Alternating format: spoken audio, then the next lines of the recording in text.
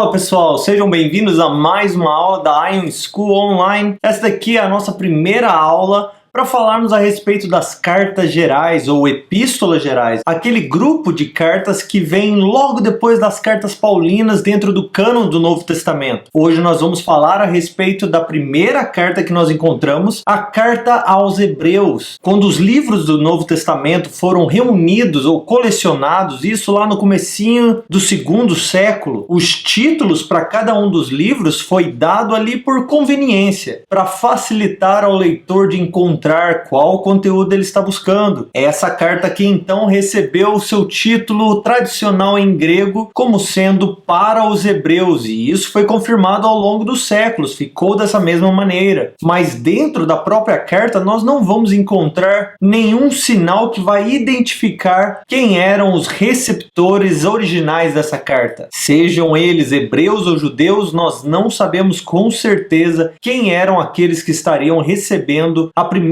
cópia, a cópia original desse autor. Agora, basta uma pequena lida nesse livro que você já vai descobrir que ele está cheio, lotado de histórias, da religião, dos costumes, das cerimônias e dos escritos hebreus. E por outro lado, ele não aborda nenhuma dessas outras coisas em relação aos gentios, nem em relação aos povos pagãos. Então, de qualquer forma, o título tradicional de Para os Hebreus faz muito mais sentido do que qualquer outro título. Alguns, falando a respeito dessa carta, vão até mais longe, dizendo que essa carta deveria, na verdade, estar dentro do grupo dos evangelhos. Ela deveria ser o quinto evangelho, porque enquanto os quatro evangelhos falam do que Jesus fez, do ministério e vida de Jesus, essa carta vai falar do que Jesus está ou continua fazendo agora, depois da ressurreição e ascensão aos céus. Falando a respeito da autoria dessa carta, o autor nós vamos precisar dizer que é desconhecido. Desde o primeiro século nós vemos que as pessoas estão tentando atribuir essa carta a alguém, a um autor específico, mas sem nenhum sucesso, já que o autor não vai se apresentar dentro da carta. Mesmo assim, nós sabemos algumas coisas sobre o autor. Primeira coisa que nós sabemos é que ele era um homem, já que no capítulo 11, versículo 32, ele utilizou uma forma masculina de um verbo no grego, quando ele estava falando a respeito de si mesmo. Segunda coisa, este homem dominava muito bem o grego. Ele era muito bem instruído no estilo grego helenístico. Terceira, que ele era um profundo conhecedor do Antigo Testamento. E de maneira muito peculiar, ele utilizava aqui a Septuaginta, que era a tradução do hebraico para o grego, como nós já vimos. Quarta coisa, nós sabemos que ele conhecia pessoalmente os seus leitores originais, como nós vemos lá no capítulo 3, 22 e 23. E além de ser apenas conhecido, ele tinha um cuidado pastoral para com essas pessoas. Quarta coisa que nós sabemos a respeito desse autor é que ele não ouviu o evangelho, ele não foi salvo pela pregação direta de Jesus Cristo, mas ele recebeu o evangelho da boca dos apóstolos ou daqueles que ouviram da boca do Senhor. Então isso significa que ele não teve contato direto com Jesus. Isso segundo o capítulo 2, versículo 3 e 4. E por último, que nós temos clareza a respeito desse cidadão, desse autor, desse livro maravilhoso, é de que ele conhecia pessoalmente também Timóteo, porque no final da sua carta ele vai falar para os seus leitores que Timóteo acabou de ser liberto da prisão. Para que ele fizesse tal anúncio, era necessário que ele fosse próximo de Timóteo e de que Timóteo também tivesse certa importância para os seus leitores. Ao longo dos séculos nós vimos Paulo, Barnabé, Silas, Apolo, Lucas, Filipe, Priscila, Áquila e também Clemente de Roma sendo sugeridos como possíveis autores dessa carta. Mas todas as vezes que você estuda profundamente a carta, direcionando a um desses autores, ou o vocabulário, ou o estilo, ou várias outras características acabam não fazendo sentido e não se encaixando perfeitamente em nenhum desses autores. De certa forma, para nós é melhor aceitarmos o anonimato da autoria dessa carta e, se necessário, dar uma autoria. Em última análise, nós podemos dizer que o autor dessa carta aos Hebreus é o Espírito Santo, ou nós podemos dizer como origem Orígenes citou que quem escreveu essa carta, somente Deus sabe. Os pais da igreja que estavam mais perto da datação da escrita desse livro não sabiam, não tinham ideia quem realmente tinha escrito, quem era o autor. Então nenhum deles deixou qualquer escrito, qualquer evidência para falar a respeito da autoria. Mas ao longo dos séculos, muitos deles sugeriram uma autoria diferente. Falando a respeito da datação dessa carta, o próprio Clemente de Roma, em 95 d.C.,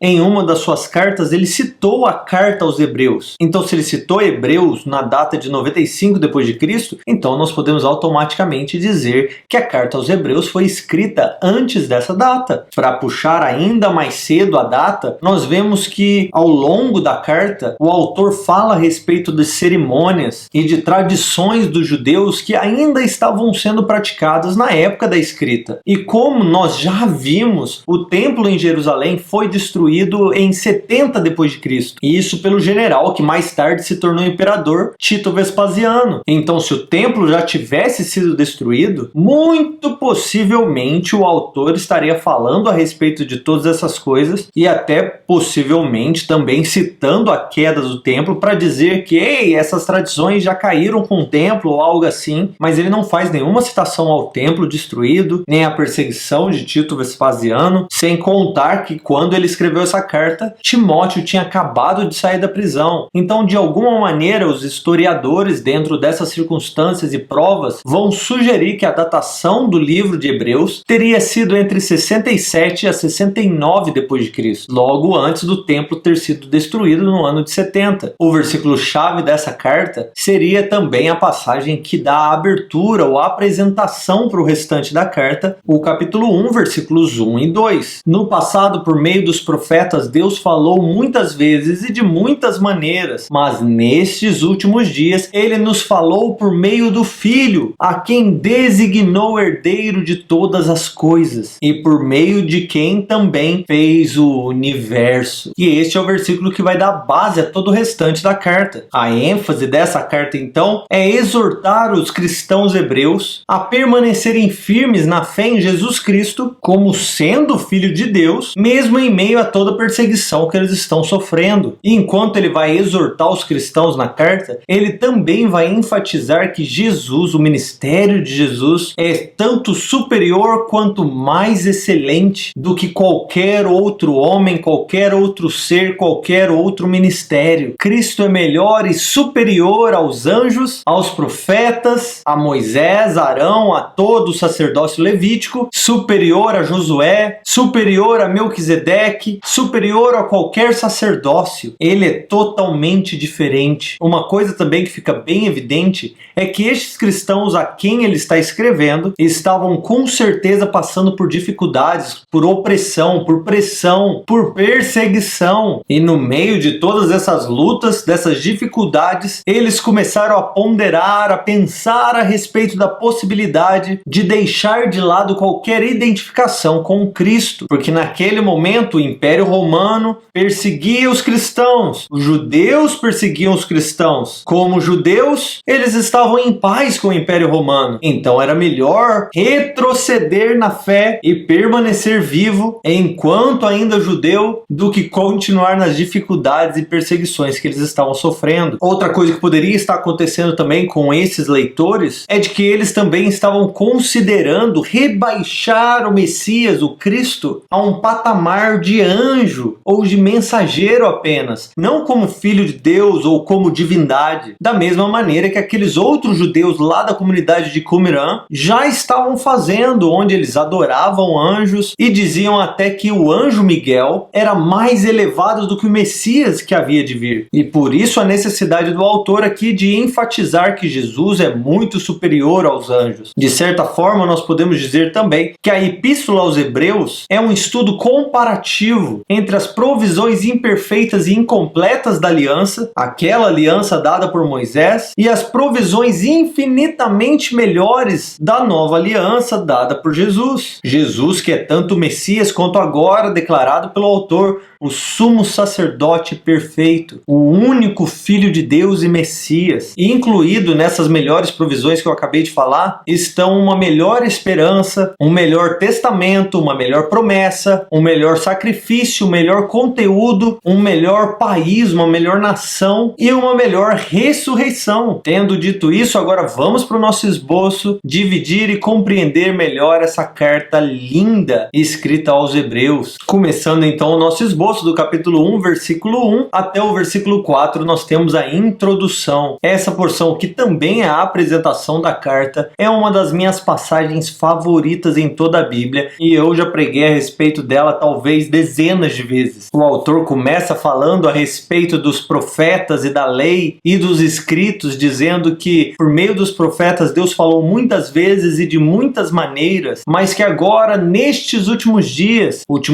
aqui usando também a linguagem do Antigo Testamento em relação aos dias em que o Messias se manifestaria. Então nesses últimos dias aqui agora que o Messias já se manifestou. E aí nesses próximos 3 versículos, versículo 2, 3 e 4, nós encontramos 10 excelências de Cristo, ou 10 facetas, 10 características a respeito de Jesus que eu amo. A primeira característica é de que Jesus é o mensageiro de Deus. Quem melhor para falar de Deus do que próprio Deus? Mas ele não é somente o mensageiro de Deus. Deus falou através do Filho. Ele é não somente o carteiro, mas ele é a própria carta. Ele não é somente o proclamador, mas ele é também o evangelho proclamado. É como se o mensageiro estivesse vindo e dizendo: ei, eu trouxe as boas novas, eu trouxe uma boa mensagem. E qual é a mensagem? A boa notícia é de que finalmente aquele que vocês esperaram chegou. Então ele é tanto mensageiro quanto ele é também a mensagem. Outra coisa que nós vemos é que ele chama ele de Filho de Deus. Essa expressão de Jesus como filho é emprestado lá daquele Salmo 2 que eu amo também, onde o salmista vai exortar os reis da terra dizendo: ei,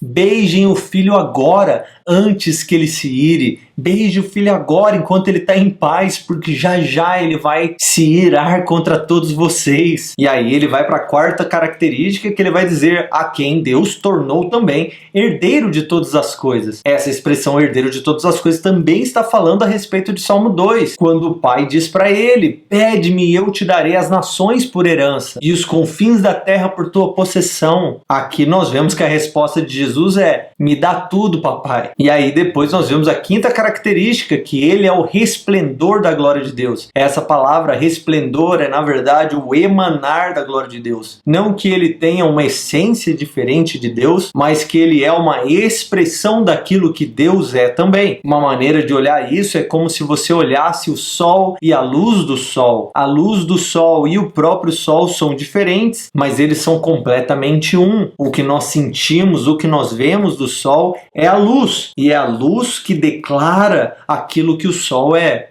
Nós conhecemos o sol por meio daquilo que emana do sol. Aí ele vai dizer: Jesus também é a representação exata de Deus. Em outras palavras, Paulo vai dizer que nele habita corporalmente toda a plenitude da divindade. Ou como Jesus responde aos discípulos quando eles pedem: mostra-nos o Pai. Ele diz: vocês não entenderam nada? Quem vê a mim, vê ao Pai. Isso é lindo demais e é profundo, meus queridos. A sétima característica, ele vai dizer: ele também é o sustentador do universo. Ele sustenta todas as coisas pela palavra do seu poder. O oitavo, ele é o purificador dos nossos pecados. Somente por ele, através dele, nós temos a redenção. O nono, ele está sentado à direita da majestade. Ele é santo, porque somente Deus pode se assentar no trono de Deus. E a décima característica de Jesus é de que ele é totalmente excelente, muito elevado do que os anjos. O autor vai dizer: você não faz ideia, ele é superior. Os anjos estão aqui porque são criaturas. Ele está infinitamente separado deles porque ele é criador. Depois do nosso esboço do capítulo 1, versículo 4 até o 2, versículo 18, nós vemos o autor falando a respeito da supremacia de Jesus sobre os anjos. Aqui então nós já vamos entrar diretamente na argumentação do autor, onde ele começa com uma série de citações do Antigo Testamento. Essas citações que ele faz, elas servem para 2 propósitos. Primeiro, mostrar a superioridade de Jesus sobre os anjos, e segundo, fundamentar as declarações que ele acabou de fazer nos versículos 2 e 3. Nos versículos 8 e 9, ele vai estar citando o Salmo 45, e ele vai dizer assim: o teu trono, ó Deus, subsiste pelos séculos dos séculos, e o cetro do teu trono é cetro de equidade. Amaste a justiça e odiaste o pecado pecado. E foi por isso que Deus, o teu Deus, te ungiu com óleo de alegria mais do que a todos os teus companheiros. Aí depois de uma advertência no capítulo 2, do 1 ao 4, falando a respeito do peso, do juízo e do castigo daqueles que ignoraram a palavra do evangelho por meio de Jesus ou pela boca do Filho, o autor vai começar a fazer uma exposição do Salmo 8, de 4 ao 6, para defender a importância da encarnação de Jesus, ou do Messias aqui. O Filho se tornou um pouco menor que os anjos por um momento, por um período específico. E ele fez isso para que ele pudesse se identificar plenamente conosco, para que ele pudesse efetuar a nossa salvação por meio de seus sofrimentos e para que ele se tornasse dessa maneira o nosso misericordioso sumo sacerdote, um sumo sacerdote que agora é muito superior a todos os anjos. No capítulo 2, do 17 ao 18, ele diz assim: por essa razão que era necessário que ele se tornasse em tudo semelhante aos seus irmãos, para que viesse a ser um sumo sacerdote misericordioso e fiel em todas as coisas que dizem respeito a Deus, a fim de fazer a propiciação pelos pecados de todo o povo, porque naquilo que ele mesmo sofreu enquanto foi tentado, ele pode socorrer aqueles que estão sendo tentados. E no sentido aqui de Jesus Cristo ser tentado, não é de que havia uma concupiscência interna de Jesus que atraía ele ao pecado, mas de que ele estava sendo exposto a todos os pecados, como um homem qualquer em toda a sua carne. Depois do nosso esboço do capítulo 3, versículo 1 até o 4, versículo 13, nós vamos ver a supremacia de Jesus sobre Moisés. Aqui nessa porção, então, o autor vai fazer um contraste entre o ministério e a pessoa de Moisés e Jesus Cristo. A forma de argumentação vai do menor para o maior. No capítulo 3, dos 5 e 6, ele vai dizer assim: Moisés, como servo, foi fiel em toda a casa de Deus como testemunho das coisas que seriam anunciadas. Mas Cristo é fiel como filho sobre a casa de Deus, que somos nós. E isso se conservarmos firmes até o final. A confiança e a glória da esperança, essa alusão que ele faz a respeito da superioridade de Jesus sobre Moisés, vai direcionar uma exortação e uma advertência do capítulo 3, do 7 ao 19. Essa exortação baseada em Salmo 95, do 7 ao 11. E isso para direcionar para os cristãos, dizendo para eles: se vocês são de Cristo, vocês não deveriam apresentar incredulidade. Incredulidade é ausência de obediência, porque é exatamente isso que apresentou aqueles que eram de Moisés. Vocês não são como seguidores de Moisés. Então no 3, 14 e 15 ele diz assim: nós temos nos tornado participantes de Cristo. Isso se nós mantivermos a nossa confiança inicial firme até o fim. E enquanto se diz hoje, se ouvirdes a voz do Espírito, não endureçais o vosso coração, como foi lá na rebelião, onde eles endureceram seus corações, mesmo ouvindo a voz do Espírito, mesmo vendo os sinais, mesmo vendo os prodígios, eles ignoraram, os seus corações estavam duros. Depois disso, no capítulo 4, do 1 ao 13, ele vai fazer aí uma exposição adicional a respeito desse tema de entrar no descanso do Senhor. No capítulo 4, do 9 ao 11, ele vai dizer assim: portanto, ainda nos resta um sabático, ou um dia de descanso, um descanso para todo o povo de Deus. Pois assim como Deus descansou de suas obras, aquele que entrou no descanso de Deus também descansou das suas. Em vista disso, esforcemo-nos para entrar naquele descanso, para que ninguém caia no mesmo exemplo daqueles da desobediência. O exemplo aqui é de que todos eles ficaram no deserto, morreram, caminharam, mas não perseveraram em obediência, e por isso eles ficaram no deserto. Então, oferecendo esse descanso aos que ainda não entraram nele, o autor vai mostrar que Jesus é mais excelente e maior que tanto Moisés quanto Josué, que não foram capazes de fazer com que todo o povo entrasse no descanso. A última exortação dessa porção vai servir justamente como lembrete para esses cristãos judeus da certeza da palavra de Deus, especialmente agora, enquanto eles estão passando por todas essas perseguições. Nos versículos 12 e 13 ele vai dizer assim: porque a palavra de Deus é viva e eficaz, mais cortante do que qualquer espada de 2 gumes, penetra a ponto de dividir alma e espírito, juntas e medulas, e é capaz de perceber pensamentos e intenções do coração de qualquer um, e não há criatura alguma encoberta diante dele. Antes, todas as coisas estão descobertas, todas as coisas estão expostas aos olhos daquele a quem nós devemos prestar contas. Então aqui uma exortação é de que, ei, lembre-se, nada do que vocês estão passando é em vão. Deus prometeu aquele descanso e Ele vai cumprir o que Ele disse que iria fazer. Fiquem firmes, descansem na promessa, na palavra do Senhor. Aí no nosso esboço do capítulo 4, versículo 14, até o 7, versículo 28, nós vamos ver o autor falando a respeito da supremacia de Jesus sobre Arão e o sacerdócio levítico. Aqui nessa sessão, então, é onde nós vamos encontrar este argumento super longo que o autor vai fazer para apontar e afirmar Jesus Cristo como grande sumo sacerdote. O tema vai começar com uma exortação do capítulo 4, versículo 14 até o 16. No versículo 14 ele vai dizer assim: portanto, tendo um grande sumo sacerdote, Jesus, o Filho de Deus, que entrou no céu. Aí no 16 ele disse: portanto, aproximemo-nos com confiança do trono da graça, para que recebamos misericórdia e encontremos graça, e assim seremos socorridos no momento oportuno. É bem legal que o autor está tentando dizer aqui é que nós já não precisamos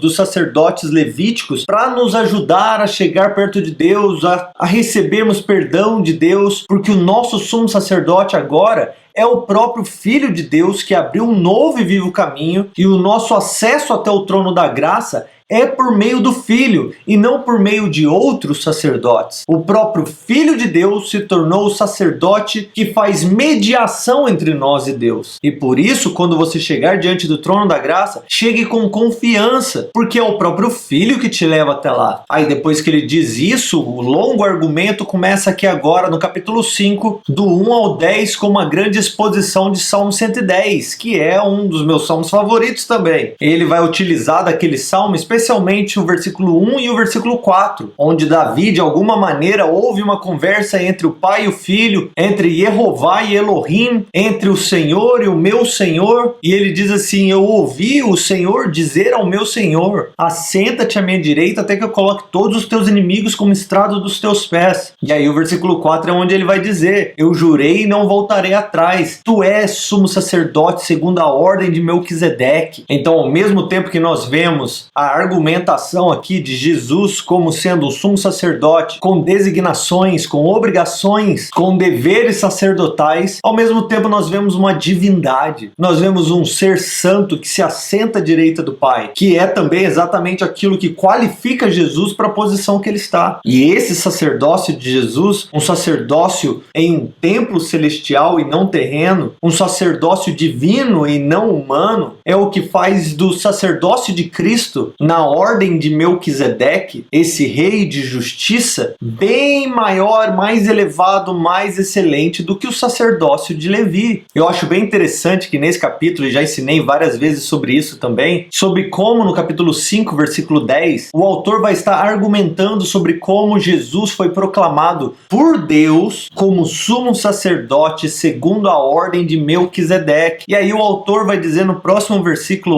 11 o seguinte: a respeito de quem ou sobre quem nós temos muito a dizer, embora difíceis de explicar, pois vocês se tornaram lentos para ouvir. Então nesse versículo ele não está falando a respeito de um assunto, ele está falando a respeito de uma pessoa. No máximo aqui nós podemos argumentar que ele está falando ainda a respeito da ordem de Melquisedeque, mas pelo fato de que os ouvintes do autor eram lentos no ouvir, ele decidiu não falar a respeito de todas essas muitas coisas que ele tinha a dizer, o que me deixa com ciúmes aqui, pensando, poxa vida, eu queria saber o que ele tinha a dizer. Muito possível que eu também não entenderia o que ele estava dizendo, mas ainda assim eu queria que estivesse escrito quais as muitas coisas que você tem a dizer a respeito da ordem de Melquisedeque, ou a respeito do próprio Melquisedeque. E desse lugar aqui ele vai virar para os seus ouvintes e vai dizer assim: vocês já são cristãos há tempo suficiente suficiente de que vocês já devessem ser mestres, mas ao invés disso, vocês precisam de leite. Vocês são crianças. Vocês ainda precisam que alguém ensine a vocês os princípios elementares da palavra de Deus. E isso é leitinho, mas a carne, o alimento sólido, é para os adultos que,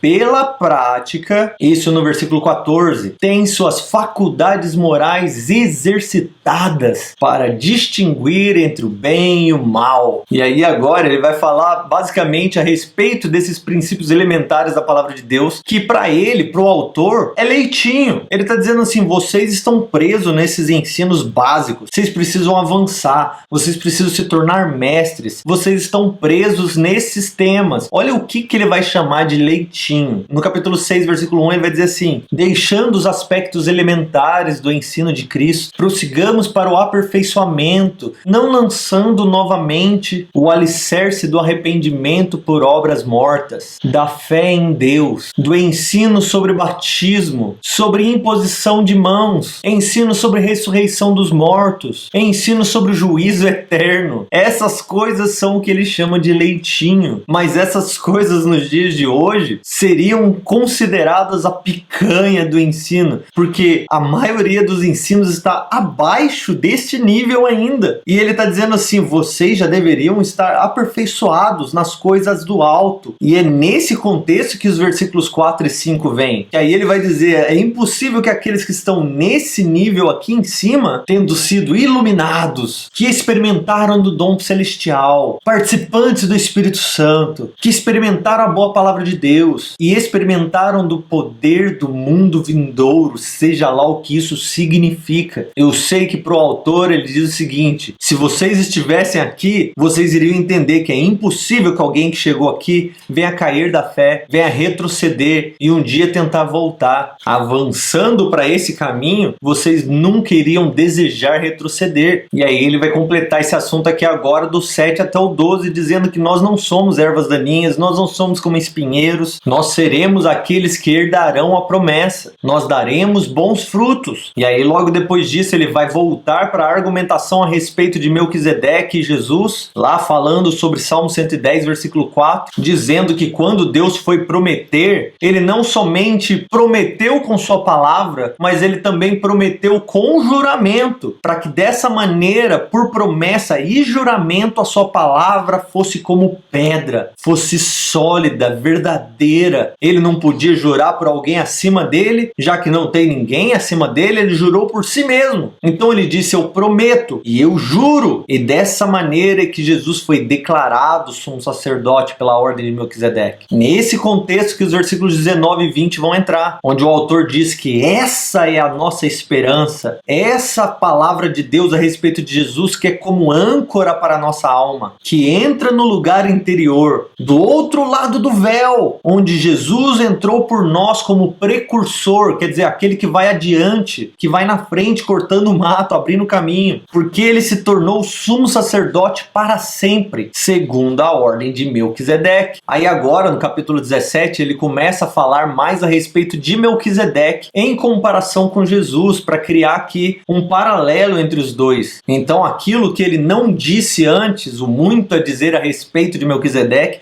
agora ele vai nos dar vários adjetivos, vários pontos, várias características a respeito deste homem, ou deste rei Melquisedeque. Então aqui ele vai olhar lá para Gênesis 14, onde aparece Melquisedeque para Abraão, e vai falar a respeito dele. Ele vai dizer, ele é Melquisedeque, rei de Salém, rei de paz, rei de justiça. Encontrou-se com Abraão, abençoou Abraão. Abraão deu a ele o dízimo de tudo. Ele é sem pai, sem mãe, sem genealogia, sem princípio de dias, sem fim de dias, permanecendo para sempre. E aí agora ele vira para Jesus, porque no final das contas, até dentro da argumentação do autor, Jesus não é somente um sacerdote do Deus Altíssimo, ele é o sumo sacerdote altíssimo. Ele é tanto um homem como ele é Deus. Ele é tanto o sumo sacerdote como Deus que recebe as ofertas do sumo sacerdote. Aí então aqui no capítulo 7, versículo 22, ele vai dizer assim, dessa maneira Jesus tornou-se a garantia de uma aliança melhor. Aí no 26 ele diz, porque precisávamos de um sumo sacerdote como este,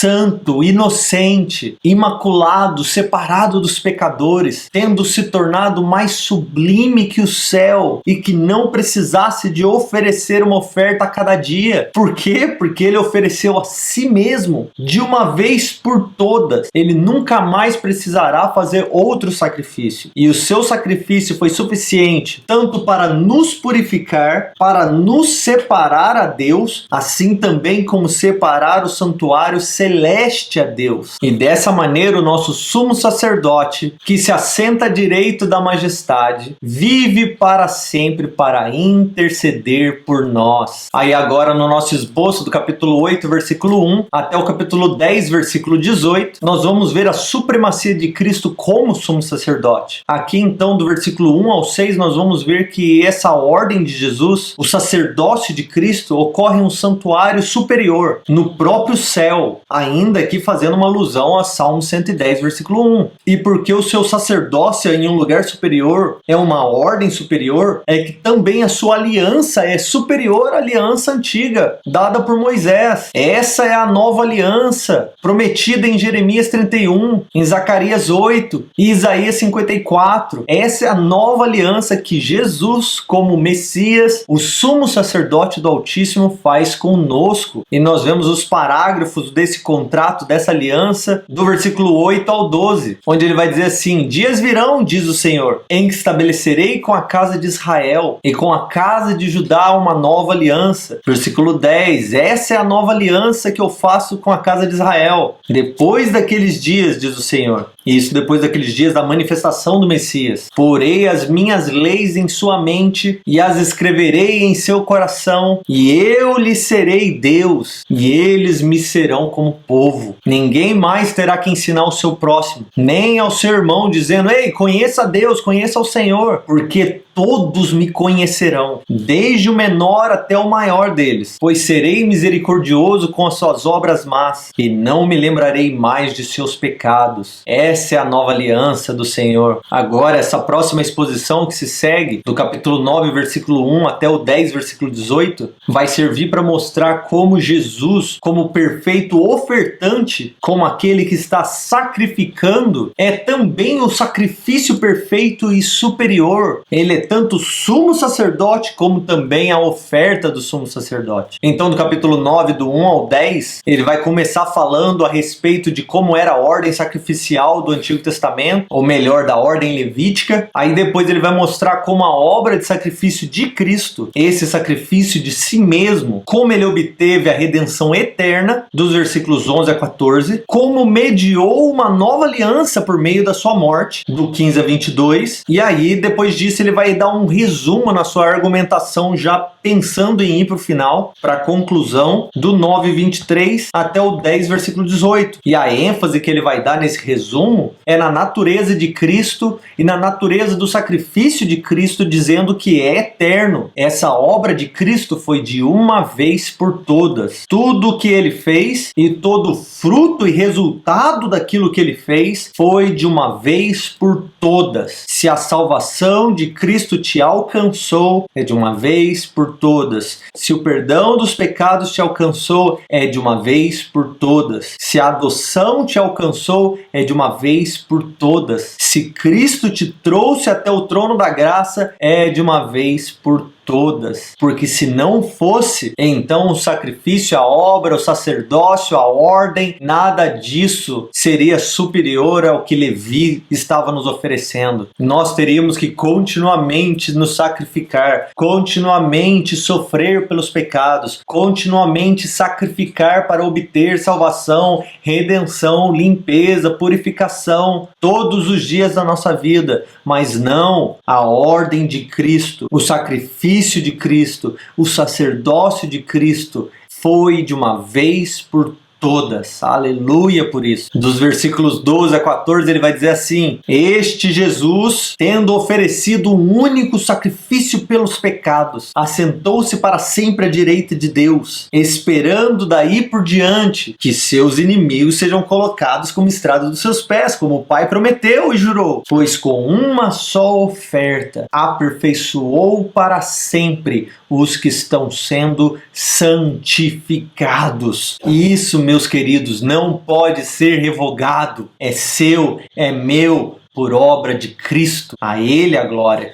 Aí agora no nosso esboço, do capítulo 10, versículo 19, até o 12, versículo 29, nós vamos ver um chamado à perseverança. Tendo dito tudo isso, explicado tudo isso que ele explicou, o autor agora vai exortar os cristãos hebreus a permanecerem firmes, a se aproximarem de Deus com coragem, com coração sincero, com plena certeza na fé, sem vacilar, sem retroceder. Vai firme, cristão. Se você ler direito essa parte, você vai ver que este é o motivo pelo qual ele escreveu tudo o que ele escreveu. O desejo dele era esse, que enquanto eles se reunissem, que enquanto eles estivessem juntos, congregando, ele até avisa, não seja como alguns que não estão congregando. Animem-se uns aos outros, encorajem uns aos outros, até o dia que Cristo se manifestar. Aí do 10, 26 ao 39, ele vai exortar eles, ou fazer uma advertência, na verdade, contra os pecados deliberados. Depois ele vai começar aqui a exposição de Abacuque, lá os versículos 3 e 4 do capítulo 2 de Abacuque. Se você não se lembra, é aquele momento que Deus responde a Abacuque falando a respeito daquele momento difícil que eles iriam viver, mas que Deus vira para ele e fala assim, mas relaxa, o justo viverá pela fé. E baseado nesse justo vivendo pela fé, é que o autor agora vai fazer uma lista que é muito conhecida por todos nós, até chamado de o hall dos heróis da fé. E essa exposição, essa lista aqui, ela é tão conhecida que é muito fácil da gente não perceber ou passar batido o que realmente está acontecendo. O que o autor está tentando construir não é simplesmente dizer, ei, olha esse, olha esse, olha esse que viveram pela fé. Ele está tentando fazer um paralelo entre estes que viveram pela fé e nós, dizendo que estes, apesar das adversidades, apesar de nem todos terem obtido o que foi prometido a eles, pelo menos não no tempo da sua vida, todos eles permaneceram fiéis e firmes, constantes. E eles fizeram isso, assim como nós devemos caminhar firmes e constantes, porque aquele que prometeu é fiel para cumprir. E o seu juramento e a sua palavra não volta vazia. No capítulo 12, do 1 ao 2, ele vai dizer assim, portanto, nós rodeados de tão grande nuvem de testemunhas, depois de eliminar tudo aquilo que nos impede de prosseguir e o pecado que nos assedia, corramos com perseverança a corrida que nos é proposta. Não olhe para as adversidades, não olhe para as circunstâncias, fixe seus olhos em Jesus, o autor e consumador da nossa fé, e continue correndo, porque é Jesus, aquele que por causa da alegria que estava proposta, suportou a cruz não fazendo caso da vergonha que ele estava sofrendo, e agora onde que ele está? Assentado à direita de Deus. Fixe os seus olhos nele, permaneça firme e fiel. A fé que esses aqui tiveram é baseado em algo que viria, mas nós baseamos a nossa fé naquilo que já se cumpriu em Jesus. Além disso, o autor aqui vai fazer uma exposição de Provérbios 3, os versículos 11 e 12, falando sobre como no sofrimento ainda nós vemos um aspecto de instrução, de aprendizado, porque Deus corrige a quem ama. No capítulo 12, versículo 11, ele diz assim, nenhuma disciplina no momento parece motivo de alegria. Ninguém fica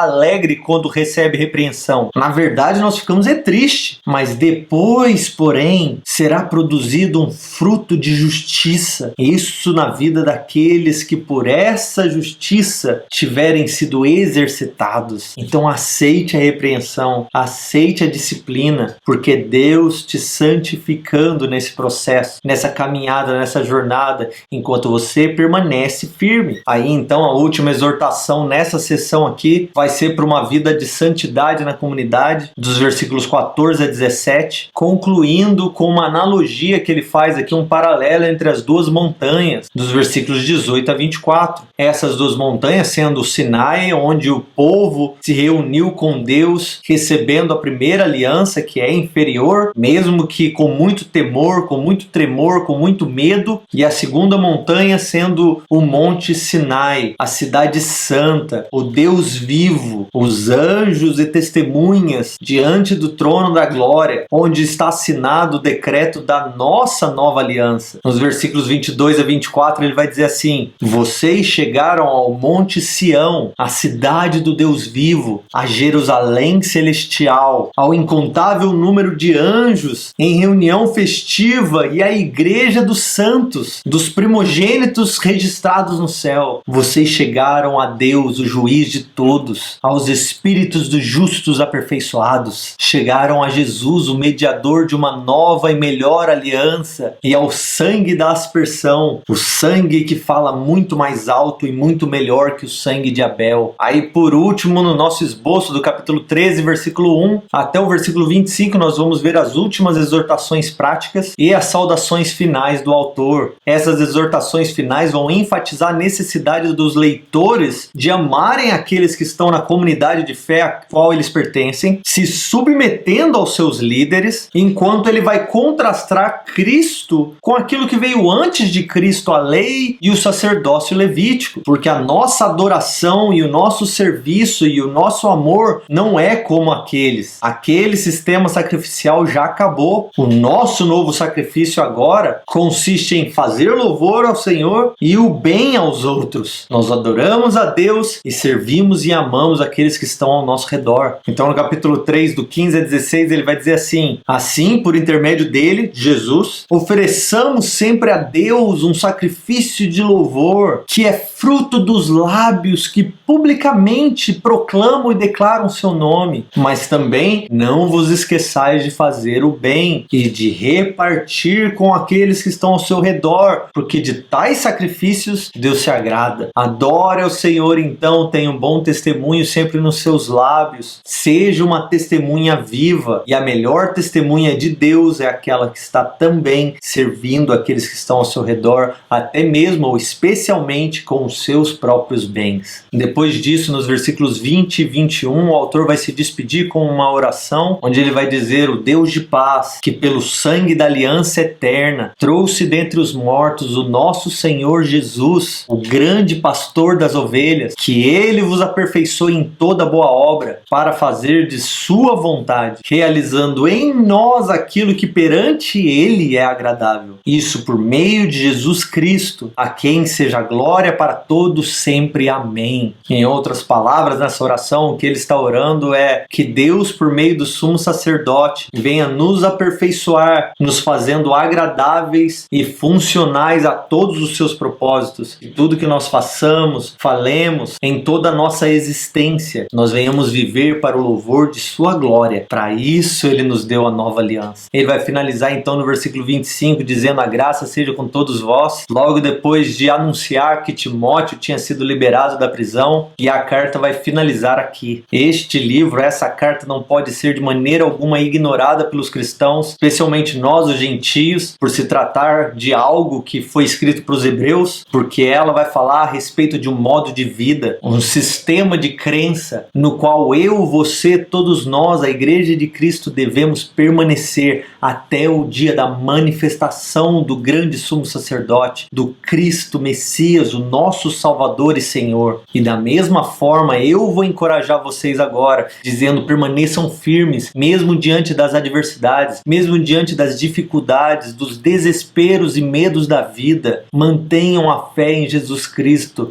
porque Ele continua sentado à direita de Deus. O trono de Deus não é abalado. O trono de Deus não pode ser abalado. Cristo continua Senhor sobre toda a existência. Ele continua segurando, sustentando todas as coisas pela palavra do seu poder. Dessa maneira eu quero te encorajar. Permaneça firme. E nós nos vemos na próxima aula. Se Deus quiser. Deus abençoe.